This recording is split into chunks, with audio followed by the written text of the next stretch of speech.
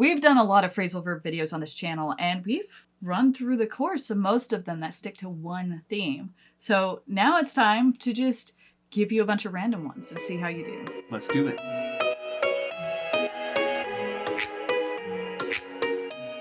What's up, guys, and welcome back to WaiGuo Friends English. This is a challenge video because we are just taking all sorts of random phrasal verbs in different contexts and seeing whether or not you know them. If you feel pretty confident with these phrasal verbs, we've got a challenge for you at the link below. Ooh. So the first one is head over. Head over is one of those phrasal verbs that just appears in a lot of different places because you also have overhead, right? You have overhead in business. And then you can have like they're flying overhead, but then you have to head over, meaning like point your head in the direction you are going. So this one's kind of a tricky one. It trips up a lot of non-native English speakers. I picture like a path, and so when you lean forward to start walking, your head is over the path, even though your head's already over the path by just standing. I'm imagining you like leaning forward and walking. Number 2 is heard about or hear about. Did you hear about the new party that they're having downstairs? I heard it. You heard it? I heard it. Oh, you actually heard it. I actually heard it. I didn't have to hear about it. I didn't even have to hear of it. I just heard it. It was pretty loud. What's the difference between heard of and heard about? About can normally mean like how something is done or the manner in something which is done. The other one, of, is normally referring to like the purpose of it being done. Have you heard of this? Yeah. Like, have you heard of this thing and its purpose? But then you have heard about, and it's like, have you just heard that it exists? Or, you know, something like this. These are tricky to get right.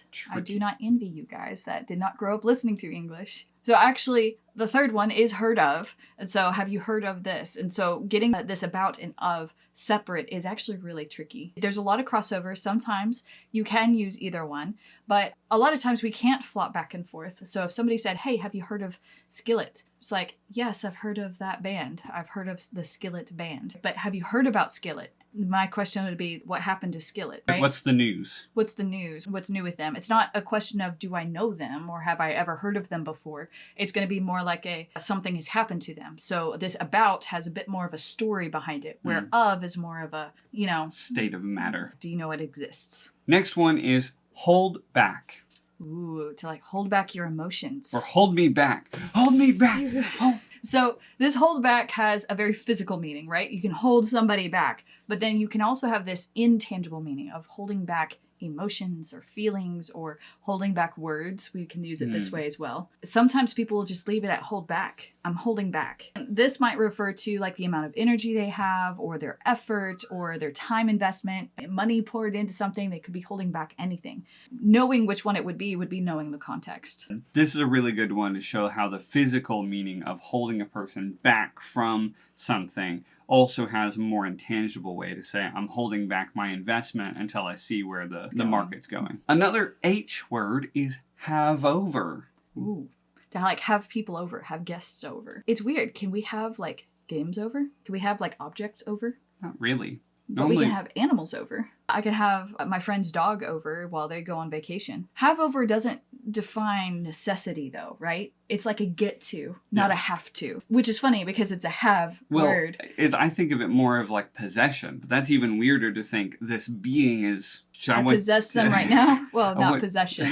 I have them in my house right now. I'm having them over. This have over is not an implication of have to. It's an implication of get to. So like I'm having them over, it's a fun, it's a light thing, it's a easygoing thing. It's not something that's planned, it's not like a funeral, it's not something serious. It's just we want to, so we're going to. Can I have my friends over for dinner? Sure, yeah. There's 30 of them. I need to start cooking. The next one is to jack up. Or to something that is jacked up, if you want to use it like an adjective phrasal. So to jack up something, it comes from like jacking up a car. But it could also come from jackrabbit. There's a lot of different things going on here. But to jack something up is to really mess it up, to really screw it up. There's a lot of other colorful ways we could say this, but we can say to jack something up, or hey, that car looks a bit jacked up. What happened to it? Or something like that. We can use it as an adjective. It is very informal to say to jack up. I would not go to your boss and say, hey, my coworker jacked this up. Don't do that. That's too informal unless your workplace is incredibly informal. But it is a very useful word. The poor guy named Jack. Jack's name is used a lot in English for a lot of different things. As opposed to jacked up, you could say jazz up. And jazz up means make fancy or decorated or do something over the top. It is a very informal phrasal verb, I will say that. But it can also be used as like a too much. Like, you really jazzed that up. Meaning you crossed a line a long time ago. That was too much. So like if you're putting on like eyeshadow and you just make it go really bold and far or something. You put sparkles in your hair, whatever it is. You really jazzed that up. Yep. This jazz up though, I will warn you, it is something a bit older. It's not something that you're going to hear all over America. Not every American uses this term. It is something slightly older. You're not going to hear as much as you're going to hear these others. To make it an adjective, but to drop the phrasal verb, just to make sure that you guys have that under your belt too, is to say jazzed. Like, I'm jazzed, meaning I am excited about this. Again, slightly older word, but it's interesting how from the decoration side of things to say this is jazzed up, maybe over the top, to I'm jazzed, as in like I'm really excited for this party. The next one is jump at. It's like as in jump at the opportunity or jump at the chance. And it basically means like kind of like it's kind of more like you're like prowling, you're like looking for something and then you jump at it like a predator. That's kind of the idea, to jump at something, to seize the opportunity while you can. And it's coming from and very strongly related to seize the opportunity, seize the day. This is good because we have other idioms in English like strike while the iron's hot. Something like that idea where there is a thing and if we don't jump at the chance at the right time, we could fall far behind or miss the opportunity. As opposed to jump at the chance of something you might see a lot actually if you come to America is something called keep off. So that means keep off like the grass, just means don't be there. But the weird thing is that we use this keep word. Like stay off, but keep off. It's interesting because it means like keep yourself off the grass, whereas instead of stay off the grass. So it's interesting because this keep and stay gets really confusing to some speakers of certain languages because we use it very oddly and they appear in very strange ways. But this keep in this sense is going to have much more of a you control yourself. Keep yourself and all of you off the thing. Like keep control of yourself is basically the idea. As if we didn't have unfettered, just go through. We have to touch the grass. There's just a magnetic pull that just... Yeah, that's kind of, yes. You may see signs that say stay off the grass, but you'll also see keep off the grass probably more often. Yeah. It's kind of like keep out, stay out. They're synonyms, but there's kind of a feel of one versus the other. But at the same time, like if you really look at it, they're such close synonyms. Honestly, you could go back and forth. The next one is keep on, as in to continue. And continue and continue. It has this on and on kind of feel to it. I have to keep on working, or he keeps going on and on and on and on about her. Kind of the idea. So we can use this in multiple ways. So keep off is a physical be not on the grass, and then keep on is a more non-literal continue to do the things. That's why I think this keep is used so much because of a root of keeping control, like having a handle and maintaining control, like to keep control. That is all your responsibility. So keep a hold of it. Keep yourself in control. You can't say stay yourself. I mean, stay yourself. Back in the day, like a long time ago, yes, we could say that, but now it's just keep. A lot of these keep phrasal verbs, I tie them to keep control. So keep this as in continually keep this. Keep off the grass means don't just keep off the grass right now. It just means as long as you're around, stay off of it. The next one is kick back. And this is a really informal way to just say relax. Let's kick back. Let's relax. Let's watch some TV. It's been a long day. All I want to do is to kick back and relax.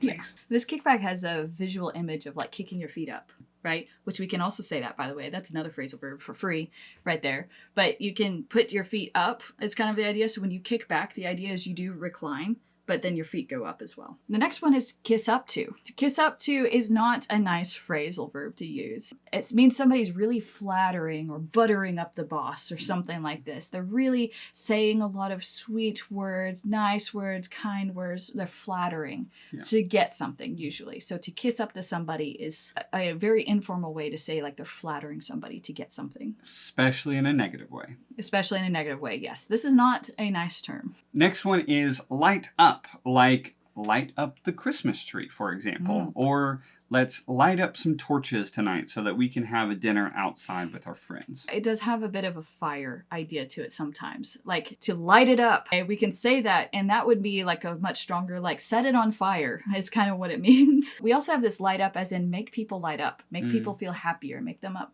lift their spirits is kind of the idea, make them feel happier. We also have light it up as in make things more exciting. This party is super boring. Everybody's sitting around and talking. So light it up. Do something fun. It doesn't necessarily mean set a fire, but fire is associated with excitement quite often in English. So to light it up, yes, it's tied to that meaning, but it doesn't mean literally set a fire to make things more exciting, although that would work. It would Work. The next one is luck out, which is a really weird phrasal verb because it is used as a verb. Make no mistake, but luck is almost always going to be a noun. And so when we say, oh, he lucked out on that, what we're breaking English. To luck is not a word. To luck. To be lucky, you could say that, but to luck is not, unless you make this phrasal verb to say, he lucked out on that. It's like you visually, like you take your luck and you leave. That's kind of what it means. It's definitely something that a person that's not enjoying what's being said is like, man, he's lucky. But another way of saying is, he took his luck and he left. He lucked out. Well, and sometimes it is a compliment. It's like, wow, you really lucked out there. Good job. Like, it can be said in a positive way, but sometimes it's like said from a jealous stance. Like, if we're playing a game, for example, he's just getting all the good cards or whatever. I might say, like, you're really lucking out. The last one that we're going to talk about today is look back on. To look back on something means kind of like you're feeling nostalgic. You're looking back at something in the past. And to look back on, the on is what throws a lot of people. They get look back, right? Because that's also a phrasal verb, right? You can look back. But to look back on something means you're taking that memory from the past and you're looking on it, which is funny because normally in English you look at something, you can look to someone, right? But then we have this look back on. It's very, very odd. So to look back on something means you are standing here in the present and you're looking back at a time before. And this time before, you're interpreting it somehow. There's kind of this idea that you're looking back on it in a way like as an observer. Not like you're a fly on the wall, but from the future, looking back in the past. But the idea is you're looking back on it. You're above it now, you're forward of it now, and you're looking back on that time over there in the past. This is the epitome of why English phrasal verbs and prepositions are really difficult. Yes. Because we have so much of time and perspective and aspect that's tied up into just our verbs alone. And then when you add these prepositions, what it does is it adds additional meaning to the verb itself. Yes. So just like she's saying, looking back is a very normal phrasal verb. But to say look back on changes the meaning and changes the aspect. So we're not just in the present looking that direction. We're standing in the past looking back onto it like a fly on the wall. To be clear, you cannot use this in a physical sense. You can look back at somebody, would be something like this. So if you're in the driver's seat, you look back at your kid in the back seat and say, stop doing that. You can do that. But we don't say look back on your kid in the backseat. We don't say that. So it's look back at somebody. It's going to be at if it's a physical person or thing or pet or something. But it's going to be look back on if you're looking back on a time in your past.